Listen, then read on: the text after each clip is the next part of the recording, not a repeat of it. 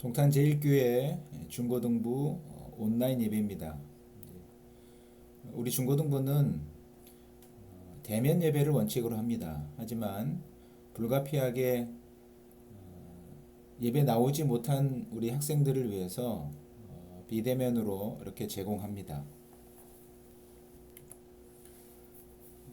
2023년 3월 26일 중고등부 예배를 하나님 앞에 드리겠습니다. 사도신경으로 우리의 신앙을 고백합니다. 전능하사 천지를 만드신 하나님 아버지를 내가 믿사오며 그 외아들 우리 주 예수 그리스도를 믿사오니 이는 성령으로 잉태하사 동정녀 마리아에게 나시고 본디오 빌라도에게 고난을 받으사 십자가에 못 박혀 죽으시고 장사한 지 사흘 만에 죽은 자 가운데서 다시 살아나시며 하늘에 오르사 전능하신 하나님 우편에 앉아 계시다가 저리로서 산 자와 죽은 자를 심판하러 오시리라. 성령을 믿사오며 거룩한 공예와 성도가 서로 교통하는 것과 죄를 사하여 주시는 것과 몸이 다시 사는 것과 영원히 사는 것을 믿사옵나이다. 아멘. 찬양 드리면서 준비하신 예물 하나님 앞에 드리겠습니다. 내게 있는 향유가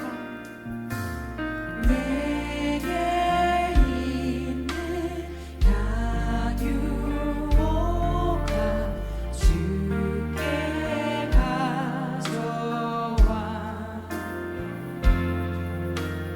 그발 위에 임하시고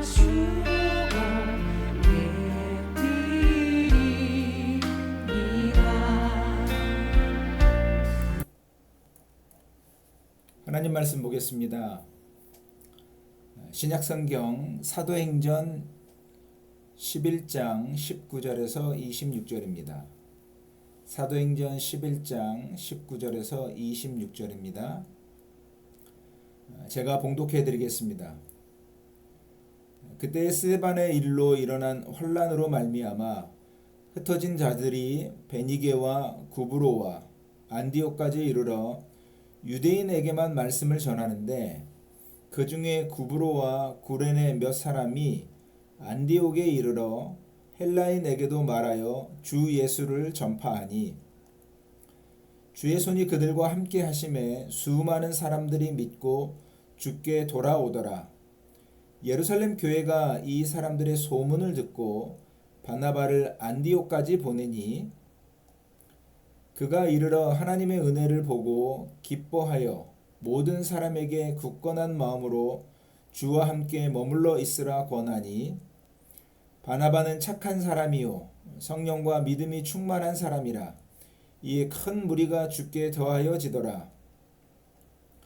바나바가 사울을 찾으러 다소에 가서 만남에 안디옥에 데리고 와서 둘이 교회에 1년간 모여 있어 큰 무리를 가르쳤고 제자들이 안디옥에서 비로소 그리스도인이라 일컬음을 받게 되었더라. 아멘.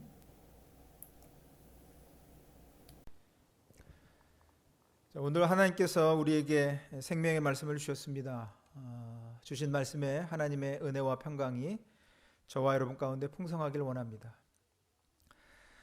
사도행전은 1장 8절의 말씀이 계속 반복 확대되고 있는 것을 알 수 있습니다. 성령이 임하시면 권능을 받고 예루살렘과 온 유대와 사마리아와 땅끝까지 주의 복음이 전파되는 겁니다.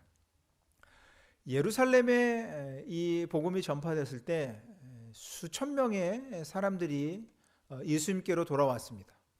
유대 지역에 또 복음이 전파됐습니다. 박해를 피해 도망 다니는 사람들을 통해서 사마리아 지역에도 역시 복음이 전해졌습니다. 오늘 말씀은 베니게, 구브로 그리고 이제 안디옥까지 복음이 전해진 것을 말씀하고 있습니다. 오늘 본문 보시면 스데반 사건 이후에 교회가 큰 어려움에 빠졌다 말씀합니다. 스데반 사건은 스데반이 예수님의 죽으심과 다시 살아나심, 예수님에 대한 복음을 구약부터 예수님의 이 모든 사역까지 쭉 구원 역사적인 이야기를 했습니다. 그때 이제 그 예수님을 반대하고 예수님을 믿지 않았던 사람들이 이 스데반의 이야기를 듣고 견디지 못해서 돌을 던져서 스데반을 죽였습니다. 그것으로 끝난 것이 아니라 이제 예수 믿는 사람들을 잡아들이기 시작했습니다.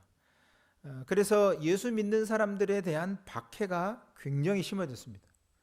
당연히 예루살렘에 있던 교인들은 더 이상 그곳에 머물 수 없었고 다양한 지역으로 흩어지게 됐습니다.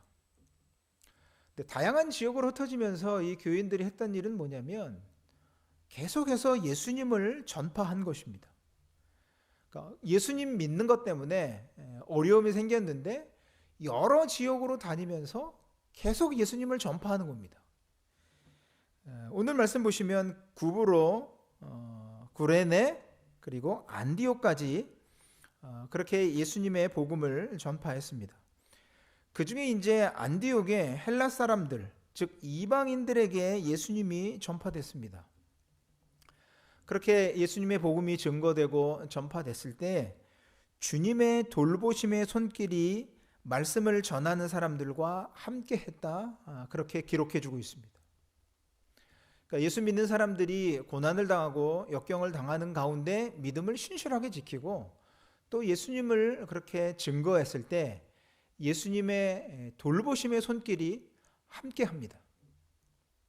지금 우리도 마찬가지입니다. 우리가 예수님 믿는 믿음의 삶에 어려움이 있을 수 있습니다. 우리가 예수님 전하면서 여러 가지 힘든 일들을 경험할 수 있습니다. 그러나 예수님의 돌보심의 손길이 함께 하는 줄 믿습니다. 그러니까는 이 안디옥 지역에 그렇게 예수님의 복음이 전파됐을 때 예수님의 돌보심의 손길이 함께해서 수많은 사람들이 주님께로 돌아왔습니다. 그러니까 이제 유대인들만 믿는 것이 아니라 이방인들도 예수님을 믿게 됐습니다. 그리고 이 소식을 예루살렘 교회가 듣게 됐습니다. 그래서 예루살렘 교회가 교회를 대표해서 바나바를 안디옥에 보냈습니다. 바나바가 안디옥에 가보니까 그들에게도 하나님의 은혜가 내려졌습니다. 깜짝 놀라기도 하고 굉장히 기뻤습니다. 그러니까는 이전에 구약부터 그렇게 하나님께서 약속해 주셨던 그 말씀의 결과 예수님을 통해서 다 이루어진 것이 이제 누구에게도 제한 없이 이방인에게도 그렇게 주의 복음이 증거된 겁니다. 그 은혜를 그들이 이렇게 막 누리고 있는 거죠. 그것을 보고 너무너무 기뻤습니다. 그러니까 비유로 말씀을 드리면 옛날에 신분제도가 확실했을 때에 뭐 노예나 머슴이나 뭐 상민이나 이런 사람들이 신분이 다 해제되고 그들도 똑같이 양반들이 누리는 혜택 동일하게 누리게 됐다. 정말 놀라운 일일 겁니다. 느낌상으로는 그런 겁니다. 이것이 바로 예수님의 구원의 완성의 결과입니다. 자, 그 모습을 바나바가 보고 그들에게 모두 굳센 마음으로 그렇게 주님을 의지하라고 격려했습니다. 특별히 이 바나바는 착한 마음으로, 착한 사람으로 성령과 믿음이 충만한 사람이라 이렇게 말씀하고 있습니다. 예수님을 믿는 그 선한 마음과 성령과 믿음이 충만했습니다. 그를 통해서 이제 더 많은 사람들이 주님께 나올 수 있게 됐습니다. 근데 이 바나바는 거기서 그치지 않고 다소라고 하는 지역에 사울을 찾으러 갔습니다. 자, 사울은 원래 예수님 믿는 사람들을 이렇게 잡아들이던 사람이었는데 다메섹 가는 길에 예수님을 만났습니다. 변화됐습니다. 그리고 지금은 다소라고 하는 곳에 있었는데 바나바가 그곳에 가서 이제 이 사울을 만나서 안디옥으로 데리고 왔습니다. 그리고 이 두 사람이 한 1년, 만 1년 동안 그곳에서 교회를 열심히 섬겼습니다. 거기서 많은 사람들을 가르쳤습니다. 그때부터 이 안디옥에 있는 성도들이 처음으로 그리스도인이라 이렇게 불리게 됐습니다. 그러니까 안디옥 지역에서 예수 믿는 사람들 별명이 붙여졌는데 그리스도인이라는 겁니다. 그리스도를 따르는 사람들, 그리스도를 추종하는 사람들, 이런 뜻입니다.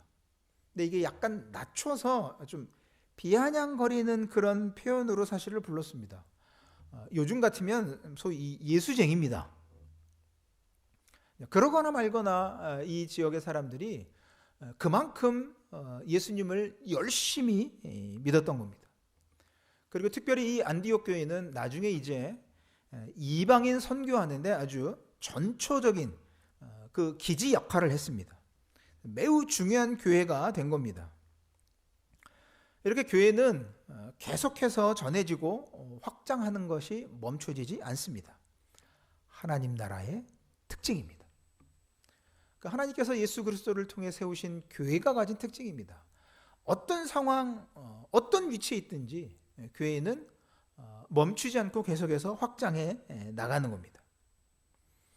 근데 교회가 이렇게 번성해 나가는 배경에는 오늘 말씀도 역시 마찬가지로 동일하게 기록해주고 있습니다. 그 배경이 그냥 편안하고 안전하고 뭐 좋은 일만 있어서가 아닙니다. 박해와 어려움이 있었습니다. 교회의 특징은 아무리 큰 위험과 어려움이 있다 하더라도 멈춰지지 않습니다. 그냥 조차 좋아서 이렇게 확장되는 것이 아니라 이미 예루살렘 교회도 그랬고 뭐 사마리아 지역도 그랬고 사도 바울은 수많은 고난을 당하면서도 교회를 계속 세웠습니다. 그리고 교회 전체적인 역사에서도 교회는 순교의 피 위에 세워졌습니다. 아무리 큰 고난과 역경이 있다 하더라도 교회가 증거되고 선포되고 주의 복음이 나타나는 데는 전혀 아무런 제한이 없습니다. 이렇게 주님의 약속대로 주의 복음이 계속해서 확장되어 나가고 있습니다. 역사적 과정을 통해서 이제 우리에게까지 이 복음이 전해진 겁니다. 늘 드린 말씀입니다만 저를 포함해서 우리 모두는 사실 하나님 앞에 나갈 만한 아무런 자격이나 근거가 없었습니다. 그것이 가능하게 된 것은 바로 예수님의 생명이 뒤따른 은혜의 결과입니다. 그냥 우리가 하나님 앞에 나갈 수 있게 된 것이 아니라 예수 그리스도의 생명의 은혜의 결과라는 겁니다. 그 가운데 하나님의 모든 은혜를 누리게 됐습니다. 그리고 이제 주님을 전하는 사람들에 의해서 복음이 계속 확장되는 겁니다. 이 시대도 마찬가지입니다. 이 시대에 이제 저와 여러분을 통해서 하나님께서 예수님을 전하기 원하십니다. 복음을 전하기 원하십니다. 주님의 손길이 함께 하실 겁니다.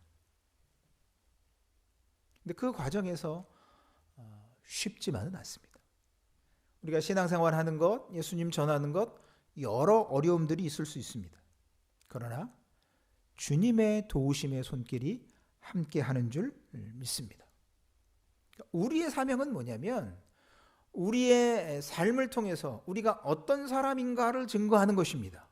예수 믿는 사람이라고 하는 것을 우리의 삶 속에서, 우리의 생활 속에서, 여러분의 학교 현장에서, 여러분의 가정에서, 여러분을 만나는 사람들을 통해서 그렇게 증거하는 것입니다. 예수님을 전하는 것입니다. 이것이 바로 우리의 생명의 가치입니다. 우린 그저 세상 사람처럼 그냥 뭐 그 학교 잘 다니면서 무슨 그 좋은 대학 가고 출세해서 잘 먹고 잘 사는 그런 생명으로 이 땅에 보냄받지 않았습니다. 예수 그리스도의 생명의 은혜 입은 사람들로 예수 그리스도를 우리의 삶 가운데 증거하는 그 생명으로 보냄을 받았습니다. 세상에 그 무엇으로도 비교할 수 없는 가치입니다. 여러분 자신을 귀하게 여기시기 바랍니다. 소중히 여기시기 바랍니다. 예수님을 증거하고 나타내는 일에 우리가 얼마나 큰 은혜 받았는가를 기억하시면서 우리가 신앙생활 하는데 믿음으로 살아가는데 어떠한 어려움이 있다 하더라도 주님의 도우심의 손길이 있다는 사실을 기억해서 신실한 믿음으로 그리고 들어가는 모든 곳에서 이렇게 예수님을 증거하고 나타낸 저와 여러분 우리 모두의 삶이 되어지기를 소원합니다. 기도하겠습니다. 하나님 감사합니다. 또 말씀을 통해서 주의 말씀이 어떻게 능력 있게 전파되었는지 교훈받게 하시니 감사를 드립니다. 이제 우리에게까지도 이렇게 은혜 베풀어 주시어서 주의 몸된 교회 되게 하시고 하나님의 말씀을 따라 살아가게 하셨습니다. 하나님 앞에 아무런 자격, 근거, 조건 없었지만 하나님의 자녀로 살게 하셨습니다. 이제 이 시대에 우리에게 주의 복음을 맡겨주셨습니다. 우리가 들어가는 모든 자리에서 그렇게 하나님의 나라를, 예수 그리스도의 복음을 전하는 저희들 되게 하여 주시옵소서. 우리를 그저 세상 사람들이 살아가는 것처럼 세상의 방식으로 사는 것이 아닌 예수님을 닮은 사람들로 살아가게 하셨습니다. 그 사명 잘 감당하는 저희들 되게 하여 주시옵소서. 그 모든 것들을 통해서 하나님께서 영광 받아 주시옵소서. 감사를 드리며 예수님 이름으로 기도드립니다. 아멘. 이제는 우리 구주 예수 그리스도의 은혜와 하나님 아버지의 사랑하심과 성령님의 교통하심이 하나님의 말씀을 듣고 그 은혜에 감사하고 그 말씀의 뜻대로 살아가기 원하는 모든 주의 자녀들 머리 위에 이제부터 영원까지 항상 함께 계실지어다. 아멘. 예배를 마치겠습니다. 삶의 예배로 하나님 앞에 영광 돌려드리는 여러분의 삶이 되기를 바랍니다.